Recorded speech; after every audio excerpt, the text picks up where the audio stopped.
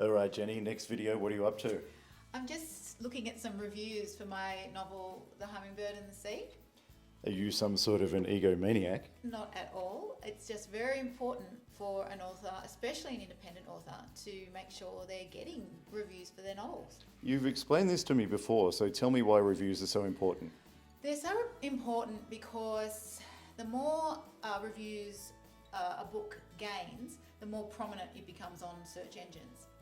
Fantastic. So I actually read your reviews as well, so you're not the only one. Interesting. And I did notice the other day, someone's mentioned in one of your reviews that Leah is the real hero of this novel, which I thought was fantastic. Tell me what you think about that. I absolutely agree. I set out from the very beginning to make Leah the hero. I love feminine heroes, or female heroes, I should say, and the way that she sets about saving not only herself but her entire family is quite remarkable. She shows she's resilient, she's resourceful, and she never wavers in her commitment to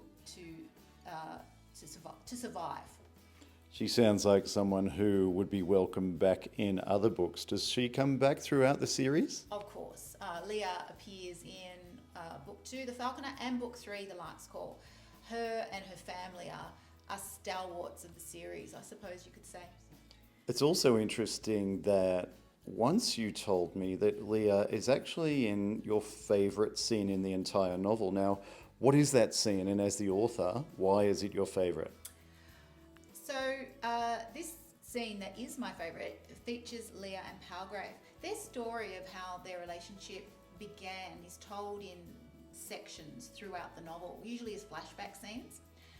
And this is the first time they really spend any significant time together. And she's only 19, and she comes to his house determined to save him.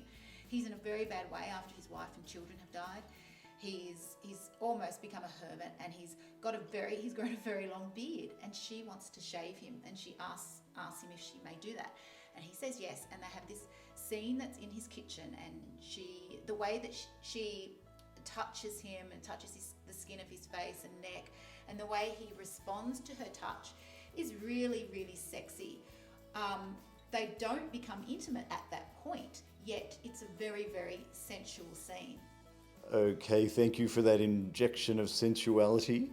Now, going back to talking about reviews, it does sound like it's really important for the author that readers leave reviews. Is that a fact? It is super important. So if you're one of the 9,000 people who have already downloaded The Hummingbird and the Sea, once you have read it, if you wouldn't mind going back to where you bought it from or to Goodreads and just leaving a review for me. It only has to be a rating and one line of comment, but I would really, really appreciate it. Otherwise, you can always contact me at jennybombooks.com, and I'd love to hear your thoughts and start a conversation with you.